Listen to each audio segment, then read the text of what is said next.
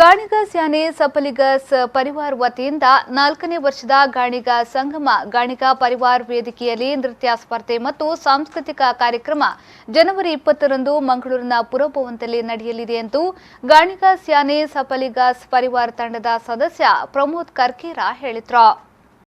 ಅವರು ಮಂಗಳೂರಿನಲ್ಲಿ ಮಾಧ್ಯಮಗೋಷ್ಠಿ ನಡೆಸಿ ಮಾತನಾಡಿ 4ನೇ ವರ್ಷದ ಗಾಣಿಗ ಸಂಗಮ ಕಾರ್ಯಕ್ರಮಕ್ಕೆ ಬಿಎಂ ಕಮಲಾಕ್ಷ ಅವರು ಚಾಲನೆ ನೀಡಲಿದ್ದು, ಶ್ರೀದೇವಿ ಎಜುಕೇಷನ್ ಟ್ರಸ್ಟ್ನ ನಿರ್ದೇಶಕ ಎಂ ಸದಾನಂದ ಶೆಟ್ಟಿ ಅವರು ಉದ್ಘಾಟಿಸಲಿದ್ದಾರೆ.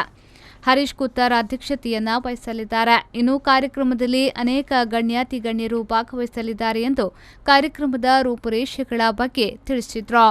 ಇದೇ ಬರುವ ಜನವರಿ 20ರಂದು ಗಾಣಿಗ ಪರಿವಾರ ವೇದಿಕೆಯಲ್ಲಿ ಮಂಗಳೂರಿನ ಪುರಭವನದಲ್ಲಿ ನಡೆಯಲಿದೆ. ಈ ಕಾರ್ಯಕ್ರಮದ ಸರಿಯಾಗಿ 9:30ಕ್ಕೆ ಕಾರ್ಯಕ್ರಮದ ವಿದ್ಯುಕ್ತ ಚಾಲನೆಯನ್ನು ಬಿಎಂ ಕಮಲಾಕ್ಷರವರು ನೀಡಲಿದ್ದಾರೆ.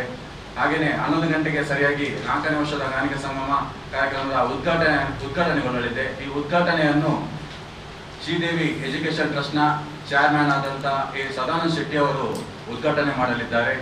ನಾವು 4ನೇ ವರ್ಷದ ಉದ್ಘಾಟನೆಯನ್ನು ಒಂದು ವಿಶಿಷ್ಟ ರೀತಿಯಲ್ಲಿ ಮಾಡಬೇಕೆಂದು ಜಿಎಸ್ಪಿ ಗಾಣಿಗ ಸಂಘಟನೆ ನಾವು ತೀರ್ಮಾನಿಸಿರುತ್ತೇವೆ.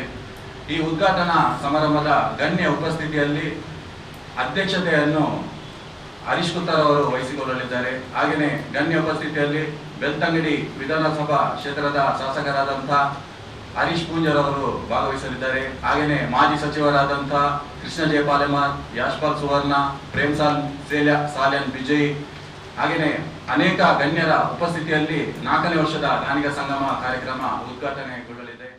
ಈ ಸಂದರ್ಭ ಗಾಣಿಗ ಸ್ಯಾನೆ ಸಪಲಿಗಸ್ ಪರಿವಾರ ತಂಡದ ಸಮಾರೋಪ ಸಮಾರಂಭದ ಅಧ್ಯಕ್ಷರಾದ ರಾಘವೇಂದ್ರ ಕೆವಿ, ಮಹಿಳಾ ದಕ್ಷಿಣ ಕನ್ನಡ ಜಿಲ್ಲಾ ಗಾಣಿಗ ಸ್ಯಾನೆ ಸಪಲಿಗಸ್ ಪರಿವಾರ ಸಂಘದ ಅಧ್ಯಕ್ಷರಾದ ಸಂಧ್ಯಾ ವೆಂಕಟೇಶ್, ಸದಸ್ಯರಾದ ಪುಷ್ಪರಾಜ್ ಪುತ್ರನ್, ಅಶೋಕ್ ಕುರ್ನಟ್ ಮತ್ತು ವಿನೋದ್ ಅರ್ಕುಳ ಉಪಸ್ಥಿತರಿದ್ದರು. ಪವನ್ ಕಾಚಿಮಡ್ಕ, ವಿ4 ನ್ಯೂಸ್ 24/7 ಮಂಗಳೂರು.